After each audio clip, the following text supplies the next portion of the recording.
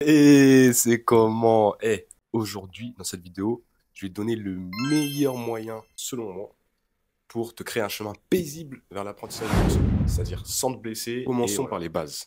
En fait, le muscle up, c'est un mouvement qui nécessite la capacité d'accélérer son poids de corps pour tirer au-dessus de la barre. Donc, ça signifie que tu as besoin d'une force relative élevée sur ta traction, sur ton tirage. La force relative est définie par le rapport entre ton poids de corps et ta force maximale de tirage, de traction. Ça veut dire que pour réussir le muscle up, plus tu es lourd, plus tu auras besoin d'une grande force maximale, et inversement. C'est pour ça que les personnes plus lourdes mettent en général plus de temps à acquérir le muscle up que les personnes plus légères. Et la force maximale, c'est la force la plus élevée que tu peux exercer par une contraction volontaire maximale grâce à ton système neuromusculaire. Ainsi, pour apprendre le muscle up, ton objectif initial va être de développer cette force maximale pour augmenter ta force relative et ainsi ta hauteur de tirage. Avant de voir concrètement comment on met ça en œuvre, je vais t'expliquer de quoi est composée la force maximale. En fait, il s'agit d'un ensemble de paramètres différents. Beaucoup d'entre eux sont naturellement liés à ton anatomie. Ça signifie qu'en fonction de ton anatomie et de ta morphologie, tu peux appliquer plus ou moins de force maximale sur un exercice. Il y a aussi les bras de levier du système musculaire qui déterminent ta capacité à exercer de la force maximale. Donc plus un muscle s'attache favorablement afin d'avoir des grands bras de levier, plus il exercera de force. En plus de ça, il y a aussi la répartition de tes fibres musculaires au sein d'un muscle. Donc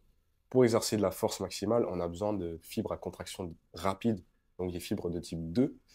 Et cette répartition entre les fibres rapides et les fibres lentes est due à ta génétique et peut être, dans une moindre mesure, influencée par ton entraînement. Bref, tout ça pour te faire comprendre que selon ta génétique, tu es plus ou moins disposé à exercer une force maximale élevée. C'est exactement pour ça que dans la pratique, avec quelques autres facteurs, certaines personnes galèrent à avoir un muscle up et d'autres l'ont beaucoup plus rapidement, beaucoup plus facilement. Donc voici une liste non exhaustive des différents facteurs que tu peux activement influencer par ton entraînement. Tout d'abord, on a la coordination intra- et intermusculaire. Donc sans forcément rentrer très profondément dans la théorie, la coordination intermusculaire, c'est l'interaction optimisée des différents muscles de différents segments du corps qui sont responsables d'un mouvement. Et la coordination intramusculaire, c'est en gros le nombre de fibres musculaires d'un muscle qui vont être recrutées, activées en même temps. Donc en gros, développer ta coordination intramusculaire, c'est recruter plus de fibres sur un muscle, donc sur un mouvement, et du coup augmenter ton potentiel de force. Le deuxième facteur qui peut influencer ta production de force est la taille de tes muscles. Donc en effet, le potentiel de force augmente avec la taille du muscle, plus précisément avec l'augmentation de sa section transversale. Donc si tu as épuisé ton potentiel de force avec le développement de ta coordination intramusculaire, tu dois stimuler ton muscle afin qu'il grossisse et développe du coup un plus gros potentiel de force. Troisièmement, outre la force musculaire, ta technique est très très importante. En gros, plus ta technique est optimisée, plus tu pourras développer de la force. C'est aussi simple que ça. Donc, dans l'entraînement de base du muscle up, l'objectif est de développer ces facteurs de force maximale qui sont influençables par l'entraînement. Avant donc de commencer du travail technique spécifique sur le muscle up, je te conseille d'avoir les prérequis suivants qui sont bien évidemment à nuancer selon ta capacité d'apprentissage, ton profil fort vitesse, etc. Là, je donne une règle générale pour aider le plus grand nombre, mais forcément, c'est très très dur de faire quelque chose qui marchera pour tout le monde. Le premier prérequis est d'avoir un ARM traction de 40 à 60% de son poids de corps. En moyenne, les athlètes capables de réaliser un muscle-up plus ou moins propre ont un ARM à au moins 50% de leur poids de corps, avec un écart type de 10% selon le poids. En effet, plus l'athlète est léger, plus le RM par rapport au poids de corps sera faible. Attention, là, petite précision pour pas que je me fasse attaquer de partout. Je ne dis pas qu'il faut impérativement faire du travail à haute intensité, du travail de force maximale pour apprendre le muscle-up. Le niveau dont je vous parle là est largement atteignable avec simplement des entraînements en endurance poids de corps, au poids de corps, sans jamais mettre de kilogrammes supplémentaires. Par exemple, un mec qui sait faire 30, 35, 40 tractions a sûrement la force nécessaire pour soulever 50% de son poids de corps en ARM, même si il n'aura pas la spécificité du mouvement sur du lourd, il a sûrement cette force-là. Le deuxième prérequis, selon moi, est d'avoir une traction haute avec les avant-bras pratiquement parallèles au sol lors de la phase finale. En fait, la capacité à effectuer un muscle-up n'est pas simplement en corrélation avec la force maximale. Cette corrélation ne garantit pas le succès. En effet, il faut pour le muscle-up que tu puisses avoir une force explosive pour atteindre une certaine hauteur sur ton tirage. La force explosive, c'est quoi? C'est la capacité de ton système neuromusculaire à donner à ton corps la force la plus élevée possible dans le temps le plus court possible. C'est pourquoi il est utile d'inclure une étape supplémentaire pour garantir tes progrès, la traction haute, qui est un indicateur efficace de la hauteur de traction requise pour travailler le muscle-up et qui te permettra du coup de développer ta force explosive. Donc voilà, en règle générale, si tu arrives à avoir une traction haute avec les avant-bras à peu près parallèles au sol, ça veut dire que tu as la hauteur nécessaire pour convertir ton tirage en transition du muscle-up. Maintenant, il y a tout le travail technique à faire, bien évidemment. Donc là, je vais te donner 3 programmes qui correspondent aux 3 phases de développement dans l'apprentissage du muscle-up. Tu pourras donc prendre le programme qui correspond à ton niveau actuel et le répéter jusqu'à acquérir les niveaux pour passer au programme supérieur. Dans la première phase, l'objectif, ça va vraiment être de développer ta coordination intermusculaire, ta masse musculaire et donc de développer ton potentiel de force maximale pour ensuite avoir la hauteur requise pour passer le muscle-up. Donc à ce niveau-là, l'entraînement, selon moi, du muscle-up n'est pas du tout essentiel. Là, on va vraiment se concentrer sur augmenter d'abord ton nombre de répétitions sur les tractions et sur les étapes suivantes, rajouter du poids petit à petit. En fait, tu dois savoir que travailler spécifiquement le muscle-up alors que tu n'es même pas capable de faire des séries de tractions ne contribue vraiment pas à ta progression.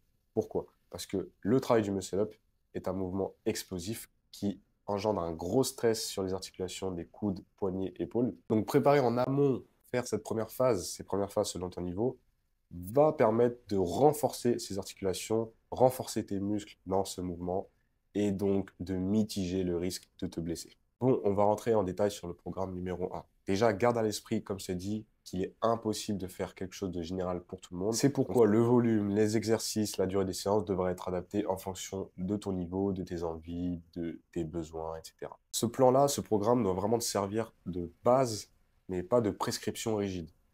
Et aussi, ce qui va être très important, c'est de mettre un maximum d'intention de vitesse sur les mouvements principaux pour déjà commencer à développer ta force explosive. Tu peux télécharger les 3 programmes dans la description. J'ai mis toutes les consignes que je vais te donner maintenant. Comme ça te permet de ne pas avoir à revenir sur la vidéo. Et je t'ai rajouté aussi des informations supplémentaires. Donc, sur ce premier programme, tu vas faire 2 séances par semaine. Tu peux en rajouter une si tu as le temps, l'envie, etc. Mais moi, j'ai fait une base de 2 séances. Tu vas progresser sur les exos principaux au poids de corps avec une simple augmentation des répétitions. Donc, pour savoir comment gérer l'augmentation des répétitions au fil des semaines, tu vas simplement suivre ce plan. Tu augmentes de 1 répétition par rapport à ce que tu as fait à la première séance en ayant respecté le RIR, donc rep en réserve. Si tu as des douleurs à la deuxième séance ou tu te sens fatigué, diminue, quitte à refaire la même chose que tu as fait à la première séance. Si tu valides, eh bien, analyse avec quel RIR c'est passé pour pouvoir adapter au mieux la semaine d'après. Maintenant que tu peux réaliser 15 à 20 répétitions dans les mouvements principaux, tu peux passer au deuxième programme. Donc dans celui-ci, je te donne une méthode de travail avec des top sets et des back off sets. Donc ça permet d'avoir une plus grosse intensité sur une série avec les top sets et d'avoir un peu plus de volume pour faire de l'hypertrophie sur les back offsets. Là, tu vas utiliser une augmentation avec le poids. Donc, tu restes dans tes fourchettes de répétition indiquées et tu augmentes le poids avec le RIR prévu. Toutes les 4 à 6 semaines, tu vas pouvoir réduire d'une répétition le top set afin de te rapprocher petit à petit vers un ARM. Après avoir atteint du coup cette répétition, tu peux placer une semaine de décharge. Donc, si tu ne sais pas comment faire, j'en ai fait une vidéo très précise sur le sujet. Je te laisse aller la voir. Et par la suite, recommencer avec 3 ou 4 reps sur le top set et refaire ce cycle. Je te conseille pour bien réguler ta fatigue et ton entraînement de commencer avec un RIR assez élevé, donc d'avoir beaucoup de marge sur la première semaine, ce qui permettra à ton corps de prendre le temps de s'adapter et de justement adapter au mieux les semaines suivantes. Maintenant, si tu atteins le seuil approximatif de 40-60% ARM de ton poids de corps, c'est pas clair là.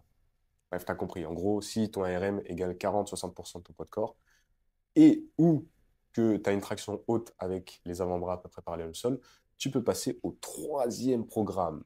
Dans celui-ci, on va inclure des tractions hautes, 1 à 2 fois par semaine, pour vérifier si du coup tu as la hauteur maximale requise et évidemment travailler ta capacité à tirer haut. On va continuer de travailler les exos principaux 2 fois par semaine, donc une fois pareil avec des top sets, back off sets, et dans un deuxième temps avec une variation de ton choix, donc ça peut être une variation de technique, du tempo, une variation de qualité physique, développer ta puissance, ta vitesse, continuer à faire de l'hypertrophie, bref. Tu remarqueras que tu n'as pas un très gros volume sur les tractions hautes, les tractions explosives, c'est parce que la technique et la qualité seront au centre de l'attention.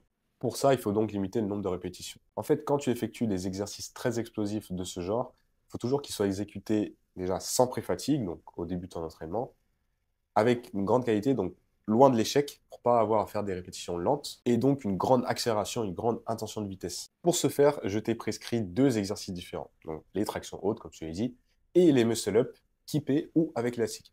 Donc en fait, en fonction de ton niveau, tu vas ou mettre un élastique plus ou moins léger, plus ou moins lourd, et tu vas faire voilà, des muscle-up pour commencer le travail technique, ou tu vas kipper, donc utiliser tes genoux, tes hanches en fonction de ton niveau, encore une fois. Vraiment là, c'est à toi d'adapter selon ce que tu es capable de faire. En outre, tu continueras de développer ta force maximale, notamment avec les tractions, grâce au top set, et sur les exos d'assistance, tu ajouteras encore du poids pour devenir plus musclé et plus fort. Les muscle-up kippés ou avec élastique vont te permettre d'accumuler du volume sur le mouvement, d'augmenter la fréquence sans trop d'efforts et ainsi intérioriser et améliorer la technique. Idéalement, le premier jour, tu vas effectuer le muscle-up le plus clean possible, donc avec le moins de kip ou avec l'élastique le plus léger, en restant dans le rire imposé, ceci dans le but d'être le plus spécifique possible au mouvement que l'on souhaite apprendre. Le deuxième jour, là, par contre, tu vas pouvoir faire un plus gros kip ou mettre un plus gros élastique parce que tu auras déjà une pré-fatigue avec les tractions hautes et ça va te permettre de quand même continuer à améliorer ton mouvement plusieurs fois sans dépenser trop d'énergie et donc accumuler trop de fatigue. Au fil des semaines, lorsque tu vas atteindre à peu près 3 muscle-up kippés, jambes tendues ou avec un élastique très léger, tu vas pouvoir retirer cet élastique ou diminuer ton keep. Veille toutefois à ce que la qualité plutôt que la quantité continue de s'appliquer. Donc à partir de cette fameuse étape, tu vas plus progresser d'une manière technique. Donc tu ne vas pas augmenter les répétitions, mais tu vas augmenter ton sentiment d'aisance, ta qualité au fil des séances. Ceci donc jusqu'à atteindre une forme de plus en plus clean, de plus en plus correcte. Ce faisant, naturellement, le jour 2, tu vas aussi diminuer l'élastique ou le keeping sur ton muscle-up. Enfin, sur la base d'une semaine de 4 jours d'entraînement, dont 2 jours sont dédiés au haut du corps et 2 jours sont dédiés aux jambes, il peut être judicieux d'ajouter sur le deuxième jour des jambes, donc le quatrième jour d'entraînement de ta séance, un travail de muscle-up ou de traction haute en début de séance, qui te permettra d'accélérer ta progression sans prendre le risque d'avoir une surcharge trop élevée parce que tu seras déjà habitué au mouvement et ta force relative sera déjà élevée. Voilà, j'espère, comme d'habitude, que tu as appris des choses dans cette vidéo. J'espère que tu vas utiliser mon programme. Si c'est le cas, envoie-moi un message, commente, je sais pas, voilà, dis-moi ce que ça a donné. Et voilà, bonne continuation à toi. C'était Tisco. Ciao.